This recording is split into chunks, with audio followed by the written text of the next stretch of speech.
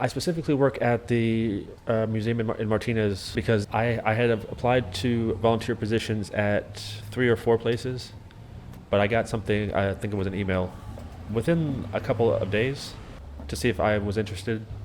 Came down, I met some people, I saw, what their operation is like, and I was like, yeah, this, this works, And yeah, just getting a piece of like real world experience in a museum setting.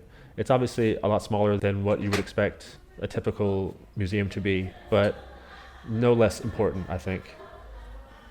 My typical work day when I come into the museum is lately it's been essentially data entry, taking items that are cataloged physically somewhere in the museum, whether it's the bookshelves or in the vault or wherever, and getting that information onto our computer software program.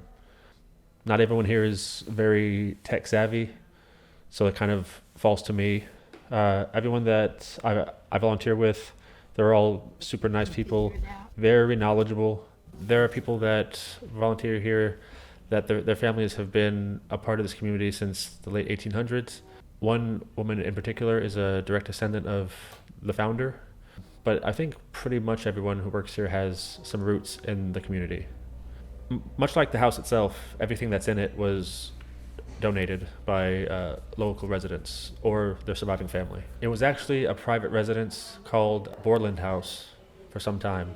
I forget the last member of the family that lived here, but after his death, it was donated to the city to repurpose as the museum that we have now. We're only open 3 days a week, and we're open for 4 hours at a time, because again, everyone who works here is a volunteer. I was completely unfamiliar with Martinez as a city when I first started here, but yeah, I've picked up lots of little fun facts about the city and its history. I didn't know how old it was. It goes back to the mid 1800s. Yeah, it's a really colorful place, and if I wouldn't have started to volunteer here, I probably would never have learned any of it.